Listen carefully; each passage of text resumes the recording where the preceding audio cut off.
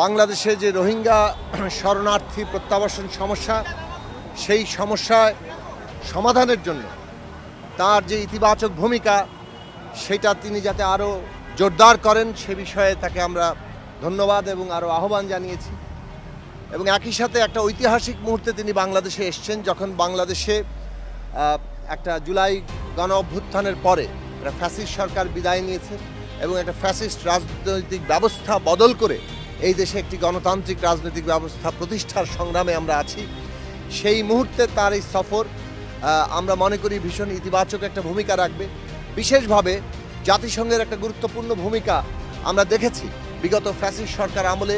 এখানে যে মানবাধিকার লঙ্ঘন হয়েছে, গুম খুন সহ রাজনৈতিক বিরোধীদের যে ভয়ঙ্কর অত্যাচারের মুখোমুখি হতে হয়েছে, সেই ক্ষেত্রে জাতিসংঘের যে ভূমিকা এবং এই জুলাই আগস্টে যে নির্বিচার হত্যাকাণ্ড হয়েছে আমাদের দেশের তরুণ ছাত্র যুবা শিশু নারী বৃদ্ধ বাঙালি চাকমা মারমা কিংবা হিন্দু মুসলমান নারী পুরুষ সকলের উপরে এই ব্যাপারে তাদের যে রিপোর্ট, ইনভেস্টিগেশন রিপোর্ট তারা দিয়েছেন, সেই জন্য তাদেরকে ধন্যবাদ জানানো হয়েছে। কেননা এইখানে এই ভয়ঙ্কর রকম যে মানবতা বিরোধী অপরাধ ঘটেছে সেই বিষয়ে তারা তাদের রিপোর্টের মধ্যে সেই বিষয়গুলো তুলে ধরতে পেরেছেন।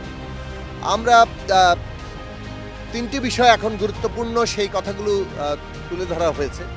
এক হচ্ছে যে এই জুলাই গণ অভ্যুত্থানের মধ্যে যে ভয়ঙ্কর হত্যাকাণ্ড হয়েছে তার বিচার হতে হবে এবং সেই বিচার আমরা আন্তর্জাতিক মানদণ্ড অনুযায়ী চাই এবং স্বচ্ছতার সাথে চাই। সেই ক্ষেত্রে জাতিসংঘ বাংলাদেশের পাশে থাকবে বলে আমরা প্রত্যাশা করেছি।